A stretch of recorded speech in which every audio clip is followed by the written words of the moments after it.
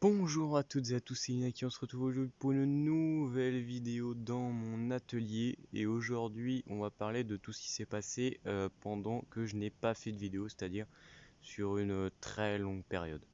Donc, du coup, aujourd'hui, comme je vous l'ai dit, vous avez l'impression que c'est en pente, mais pas du tout, en fait, c'est plutôt droit. C'est juste ma cabane qui se casse la gueule, mais c'est pas grave. Donc aujourd'hui, comme je vous ai dit, je vais vous parler de tout ce qui a changé dans mon atelier. Voilà, donc tout ce que j'ai fait depuis que je n'ai pas fait de vidéo. Ouais, donc comme j'ai dit depuis un très long moment, et j'ai appris pas mal de choses entre temps. Et donc je vais vous présenter tout ça dans cette petite vidéo avec un son plutôt moyen parce que tout simplement j'ai pas mis mon micro parce que il y a des châtaignes qui tombent. Parce que simplement quand je mets mon micro la nacelle force de ma DJI Osmo, mais c'est pas grave, je vais aller racheter un nouveau câble un peu plus long et ça sera réglé au moins d'ici Noël.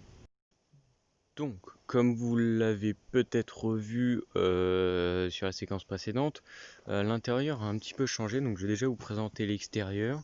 Donc l'extérieur que vous n'avez probablement jamais vu, donc en entier ça donne à peu près ça. Petite cabane assez petite, assez basse, mais plutôt longue. Donc ici, j'ai rajouté un billot qui me sert beaucoup. Là, la tache noire que vous voyez ici, c'est quand j'affûte mes couteaux et tout ça, c'est du fer. Et du coup, voilà, donc j'ai bouché cette entrée-là avec les planches du mur que j'ai retiré. Ici, j'ai fait un petit abri avec du bois un petit peu tout venant. On a du bouleau, on a du châtaignier là-bas, on a un petit peu de tout, du noisetier, du sureau, etc. Comme vous pouvez peut-être le voir ici, j'ai mis des tuiles et derrière ici aussi, j'en ai mis derrière le petit abri là. C'est tout simplement pour éviter que l'eau s'infiltre de trop dans la cabane quand il pleut. Là, vous voyez, celle-ci, il faut encore que je les enterre. Voilà. Donc voilà, ça c'est un peu pour l'extérieur. J'ai planté Là j'ai planté de la lavande. Là j'ai mis de la menthe citronnée. Là j'ai mis de la menthe. Là il y a un petit trèfle que j'ai mis en pot, je ne sais pas pourquoi. Ici il y a de l'herbe à verrues. Donc tout ça c'est tout ce qui est encadré, c'est les petites plantes que je conserve. Et maintenant on va pouvoir du coup passer à l'intérieur. Donc à l'intérieur on a ça n'a pas tant changé que ça en fait. Ici j'ai mis de la corde avec ici il y a des mousquetons et un 8 d'escalade.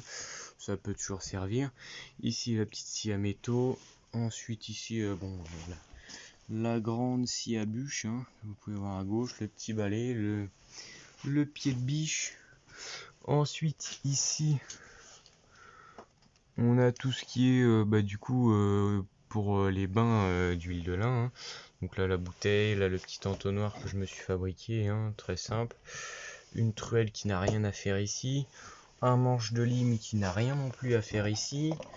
Ouais, je range en même temps que je fais la vidéo. Donc là j'avais fait une petite spatule pas terrible, mais c'est juste histoire de voir. Ici je me suis fabriqué un petit pinceau, c'est assez pratique pour traiter 2-3 trucs. Donc là du coup tout simplement ce qui me sert à faire mes bains, un peu crados. Plein de vieux clous, là des clous tout à fait propres, enfin propres, plus ou moins. Ici du coup j'ai un peu tous les trucs de mesure, j'ai un vieux pinceau que j'avais fait rapidement, le premier là, qui a clairement moisi, là où vous voyez peut-être pas bien, mais le fil de fer a comme moisi. Donc là des mètres, de quoi tracer, un petit maillet de sculpteur, j'en ai un plus gros en dessous. Ensuite là-dedans un peu tout ce qui est tranchant, ouais, non c'est plus le bordel en fait, ici il y a un petit peu de matériel de vidéo, il y a pour affûter, il y a une lime, il y a un niveau, il y a tout ça. Bref, plein de trucs à ranger que je devrais ranger mais que j'ai un petit peu la flemme. Je me suis racheté une bouteille d'huile de lin parce que l'autre commence à être de moitié, mais bon ça fait longtemps que j'ai pas fait trop de sculpture. Ensuite, je vais continuer par ici, là. Donc là, du coup, la scie à bûche. Ici, du coup, j'ai plein de petits tarots avec la chignole qui va avec, hein. Donc c'est franchement très pratique, c'est plein de petits tarots sympathiques. Bon, faudrait que certains, là, surtout ceux-là, là, ces trois-là, je les réaffûte. J'en ai un creux que je sais pas. Ah oui, celui-là, là, faudrait que je le réaffûte aussi. J'ai aussi, du coup, mes tarières ici, là. Mes grosses tarières. Ici, j'ai refait un manche assez joli pour celle-là, mais malheureusement, comme vous pouvez le constater, elle est pas droit. Donc c'est un peu chiant, je vais lui en refaire un. Ici, j'ai... Ça n'a rien à faire ici. J'ai encore plein de, plein de, plein de mèches. Voilà, plein de tailles différentes. Voilà, j'en ai beaucoup. Là, pareil, il va falloir que je leur fasse un rangement. Là, j'ai un rabot. En dessous, j'ai deux autres petits rabots. J'ai ma machette. Ici, on a tout ce qui va être ciseaux à bois. Ici, j'en ai 4. Hein. J'ai rajouté un tout petit là ici parce que je devais creuser je devais creuser un tenon une mortaise assez fine. Ici, toutes mes gouges, même si je suis pas sûr que ce soit que des gouges, genre celle-là, j'ai un petit doute. Celle qui est ici, j'ai peut-être. Est-ce qu'il y a moyen que je vous mette le flash? Non, bon, pas bien grave. Donc ici j'ai pas mal de trucs. Alors, attendez que je vais ranger un peu mes planes. Parce que le couteau n'est pas censé être ici. Mais comme il rouille dans son étui, eh bien je l'ai mis là. En attendant de... Ouais, bon. Allez, hein. Allez, ça me saoule. Voilà, bon. Donc, du coup, ici, là j'ai mon petit couteau de sculpture. Là, c'est un truc pour. Normalement, c'est pour les sabots des chevaux, mais c'est utile pour le bois aussi. Là, mes couteaux croches, donc un à double tranchant et un à simple tranchant, hein, pour droitier. Ici, mon Sika 130, hein, que je me sers du coup juste dans mon atelier parce que j'ai acquis depuis peu un autre couteau, un couteau de chasse de chez Joker qui est très très bien.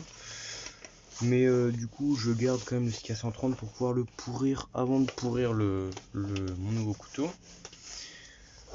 Donc, ensuite, du coup, bien deux planes assez pratiques, hein. Donc, j'en ai une qui a le tranchant plus court que l'autre. Je sais pas si c'est spécialement dérangeant, mais moi j'utilise les deux, je m'en fous.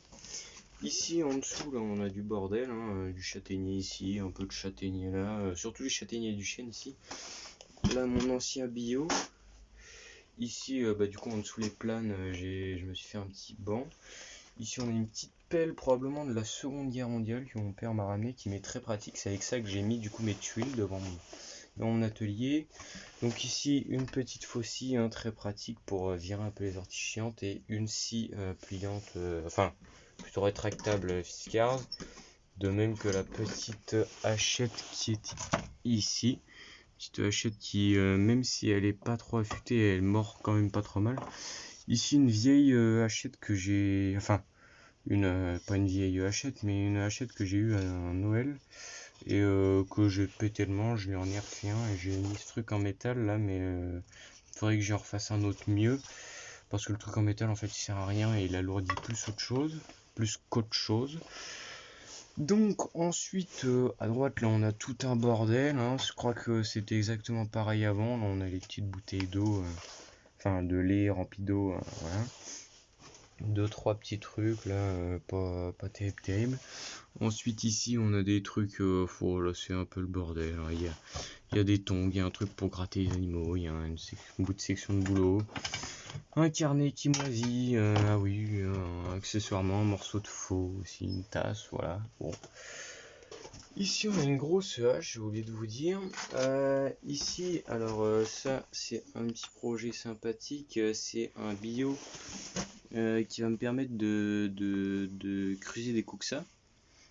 Kuxa, je sais pas trop comment ça se dit. Ensuite ici on a alors je me suis fait les bâtons de marche là en châtaignier. Bâtons de marche, une petite poignée là, bon, c'était juste histoire de m'amuser quoi. Ici on a très vieux manche de faux, celui qui allait avec cette faux là d'ailleurs, que vous voyez pas très bien.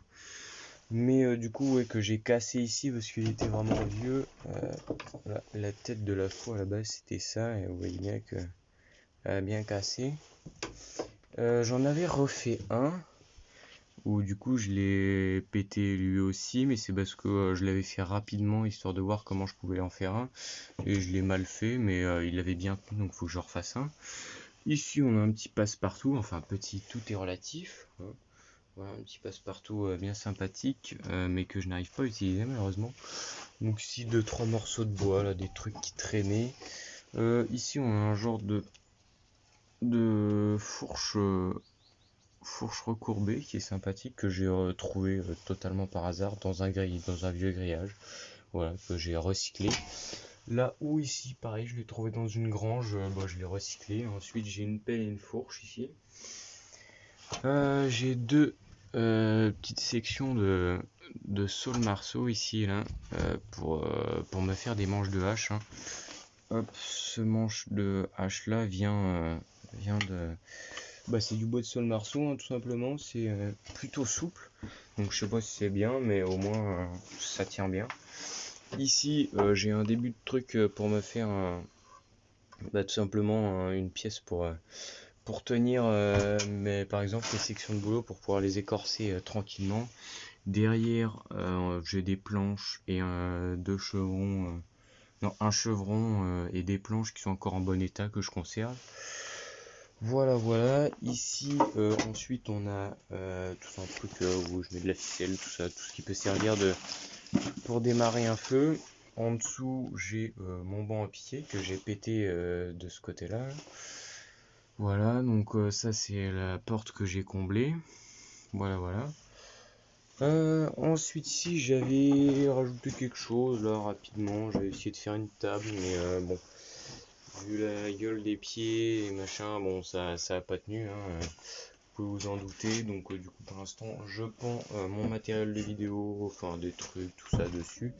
Même si le matériel de vidéo je le laisse pas ici, hein, parce que là vous voyez, ici c'est humide et ici c'est sec.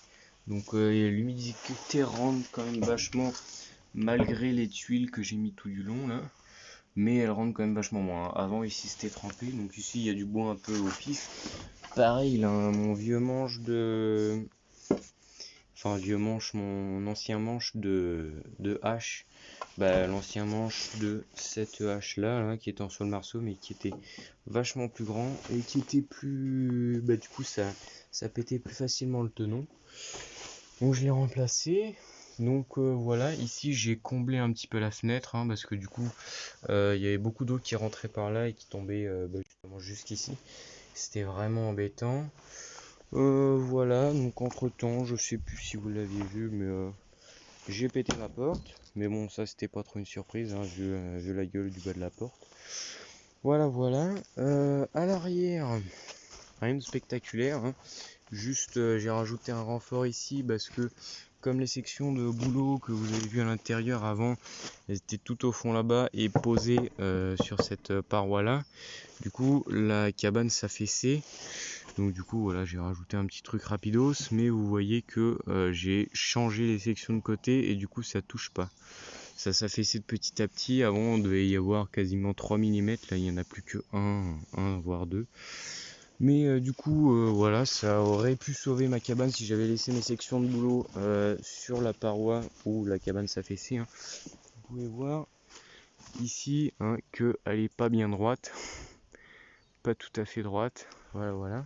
Donc alors pour mes outils, en fait je vais pas vous présenter juste les couteaux, je vais vous présenter tous mes outils que j'utilise en bushcraft, en fait tout ce qui me sert pour tout simplement quand je vais en forêt, que j'abats des arbres et tout ça, que j'utilise la ficelle. Voilà, c'est toujours pratique d'avoir un couteau fixe comme ça de bushcraft. On en a toujours besoin pour couper des petites branches dans lesquelles on n'a pas envie d'utiliser sa hache. Donc je vais défaire ma ceinture pour pouvoir vous montrer un petit peu mon setup, enfin entre guillemets setup ceinture actuel. Donc voilà, ça se présente comme ça. Donc du coup tout simplement, alors ce que j'ai le plus à droite, comme je suis droitier et surtout à droite en avant, c'est mon couteau, hein, comme ça je peux le sortir rapidement. Donc c'est un couteau de chez Joker, hein, il n'y a pas de placement de produit bien évidemment, parce que je ne suis pas assez vu sur internet tout simplement, vous en doutez. Mais un petit couteau de chasse, enfin petit, pareil, hein, tout est relatif. Un joli couteau de chasse, hein, franchement pas moche. Et que je trouve très pratique, hein, avec un très joli étui, avec un grand passe en ceinture, ça c'est génial. Et comme vous pouvez le voir, il est quand même vachement plus grand que le Sika 130, hein, voilà, avec une beaucoup plus grande garde. Donc c'est un couteau de chasse, hein, donc comme vous pouvez le voir, là il a été réaffûté, il a été limé ici pour pouvoir mieux pénétrer dans les chairs. Mais au final, en fait, comme il est quasiment 2 fois plus gros que le Sika 130, il n'y a qu'au bout en fait où il est légèrement plus fin, mais je pense que même en tapant avec un maillet dessus, il faudrait y aller quand même un peu pour le péter. Donc un couteau de chasse bien sympathique qui peut aussi servir pour le bushcraft, je pense, hein. On voit aussi que c'est un couteau de chasse parce que là il y a la rainure pour laisser couler le sang. Voilà, ce qui est aussi bien par rapport au Sika 130, vous voyez là le talon du Sika 130, bon certes il est prolongé tout du long jusqu'ici, mais il est très fin là, ce qui fait qu'on explose facilement les piquets, tandis que là on a un énorme talon qui prend toute la surface et qui du coup nous permet de bien enfoncer les piquets sans les exploser. Donc voilà, ça c'est le couteau que j'utilise actuellement. Donc comme je vous l'ai dit, le Sika 130 je l'utilise surtout à la place des ciseaux à bois, aussi pour les coupes en force. Voilà, puis de temps en temps pour les coupes inversées, les coupes au genou aussi c'est pratique. Comme ça j'éclate celui-là et aussi je l'éclate en l'affûtant, en m'entraînant à l'affûter surtout, avant du coup de totalement défoncer celui-là.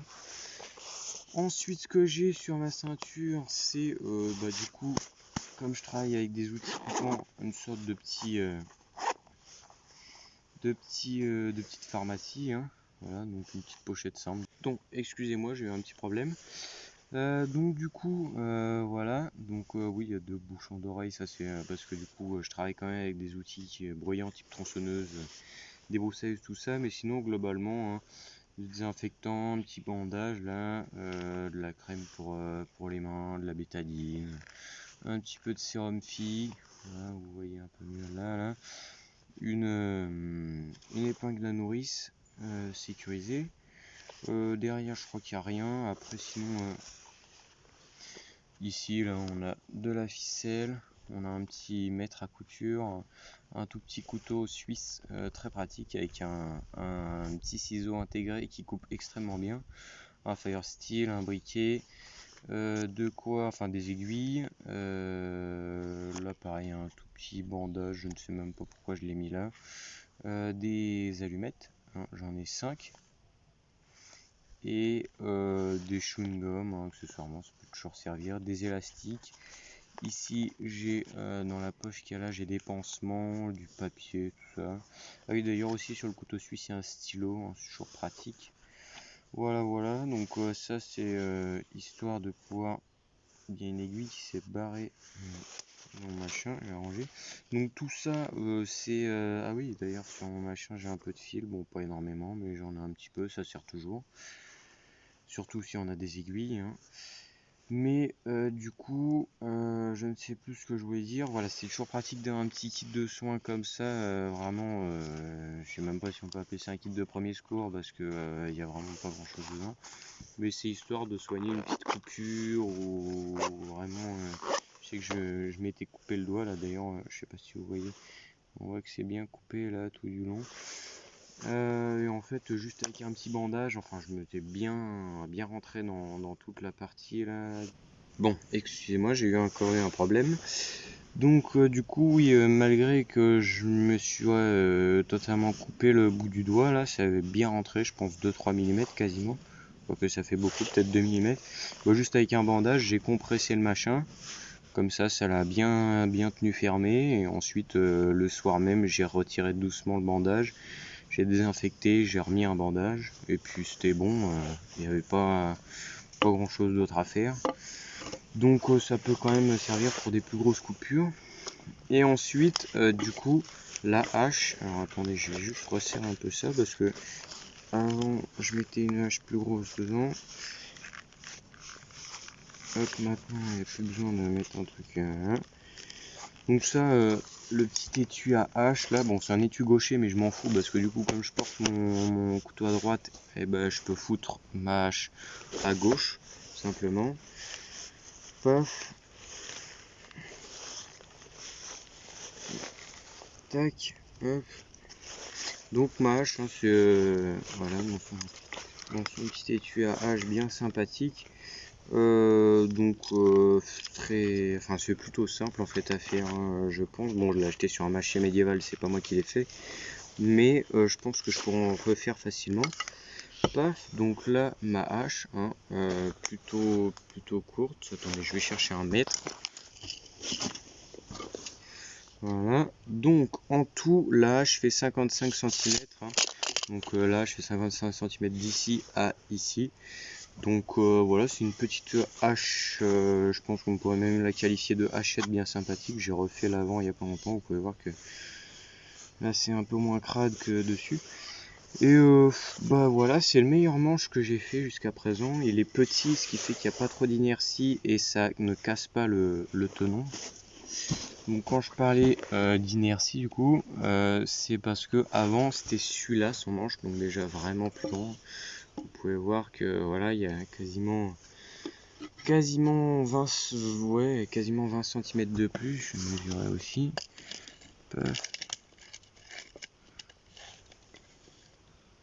Ah, il y a 17 cm de plus quand même sur celui-là. Et en fait du coup quand je tapais, bah, quand je bûchais, hein, c'était en fait ça faisait trop bouger le tenon dans l'œil de la hache et du coup ça faisait que l'œil n'était plus bien collé sur toutes les parois du tenon. Mais je le garde quand même parce que c'est un petit manche bien sympathique et si jamais je trouve une hache plus petite, je pourrais le raccourcir et le refaire. Voilà. Sachant qu'en plus celui-là est plus gros à la base, donc ce que je trouve bien, j'aurais dû ici plus le faire à la hache et moins le faire au couteau, vous voyez, je pense, parce que du coup ouais, c'est moins joli et je sais pas si ça tiendrait pas un peu moins. Voilà, donc une petite hache bien sympathique et honnêtement j'ai pas grand chose d'autre sur moi. Donc voilà, vraiment, bah si, sur moi j'ai toujours du coup ma grande scie à bûche. Voilà, une bien grande scie à bûche là, une scie à bûche assez vieille, je pense qu'elle appartenait à mon grand-père à la base. Voilà, donc l'avant est bien pourri parce qu'à chaque fois je la pose comme ça dans l'eau, donc c'est pas terrible. Mais de toute façon il va falloir que je refasse un parce que la lame, je crois, elle est trop grande par rapport au cadre. Vous voyez ici, quand ça forçait un petit peu, là j'ai fini par casser cette partie là. Donc bon, c'est une très bonne scie, hein, qui coupe très bien. Ce pattern de dents là est très bien pour le bois vert et si un peu moins bien dans le bois dur, vaut mieux des dents uniquement pointues comme ça pour le bois sec en fait. Voilà, donc c'était un petit tour de mon atelier et une revue de mon setup ceinture. Qui est bien sûr pas complet, hein, parce que normalement j'aurais une gourde, j'aurais de quoi manger, un petit sac fourre-tout. Mais sinon globalement c'est vraiment tout ce que je prends tout le temps sur moi. Voilà. Sinon j'ai plus grand chose d'autre à dire, c'est juste histoire de faire une revue de ce que j'ai fait pendant que je ne faisais pas de vidéo. Et dans pas longtemps, à mon avis, j'ai un énorme projet qui va aller avec la cabane du coup, avec mon atelier, et qui va du coup me faire une grosse matière de vidéos, je pense pendant un certain temps, et j'ai pas mal d'autres petits projets de vidéos, beaucoup moins importants, surtout pour la chaîne. Là, le gros projet il va être surtout pour moi, personnellement, pour pouvoir m'étendre un peu, pour pouvoir être plus agréable dans mon atelier et justement pouvoir faire plus de choses parce que je compte commencer à vendre les objets que je fabrique. Donc là surtout des cuillères avec le truc que j'étais en train de faire là, que je vous ai montré, espèce de bio table. Là je vais pouvoir faire des ça. Et donc voilà, donc si cette vidéo vous a plu, même s'il n'y avait pas grand chose dedans, n'hésitez pas à liker ou à vous abonner, et bah ciao.